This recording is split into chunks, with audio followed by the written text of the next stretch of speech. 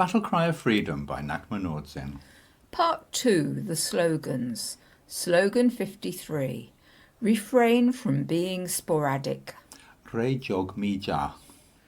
Ride and train the mind diligently and wholeheartedly all the time, not just now and again. Ngakpa ö-Dzin and I had an idea of moving out of the city in 2011 and buying a place with land where the horses could live with us.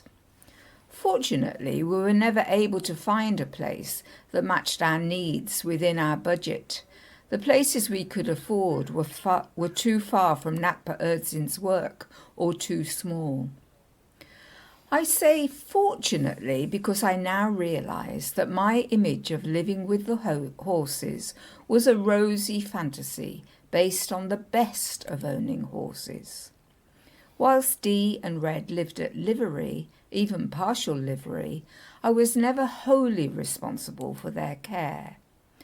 I believe my lack of experience could have been a problem, and the time needed for the horse's total care would have been difficult to accommodate within our other commitments.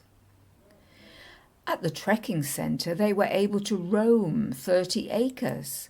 This kept them fit without needing regular exercise being ridden.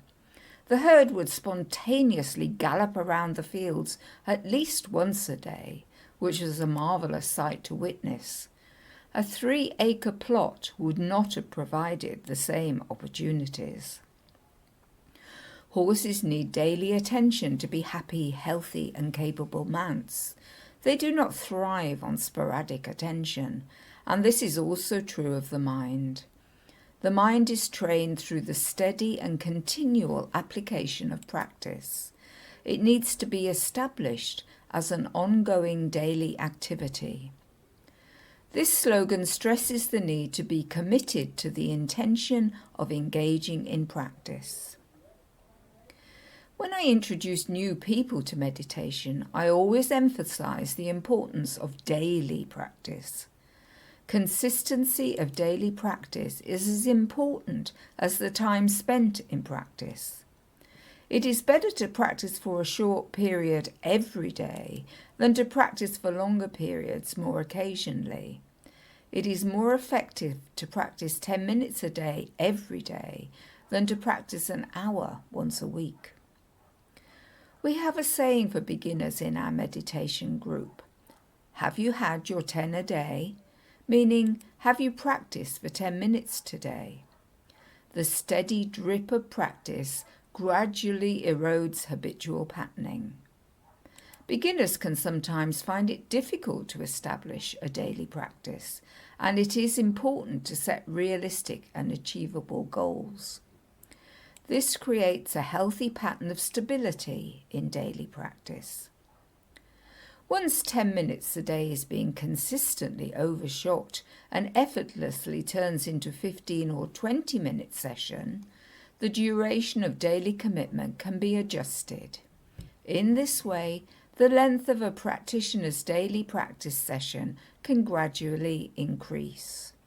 Judith Leaf says, once you make a decision to practice mind training, you should stick with it so that it becomes a steady thread throughout your life. Although your circumstances are always changing, your commitment to mind training should be unwavering. Practice should be engaged without expectation. Sometimes practice is inspiring, and this can make it easy to apply. Continuing to practice through periods of dullness and distraction, boredom and frustration is the mark of a real practitioner. This is when intention has to be resolute and self-discipline firm.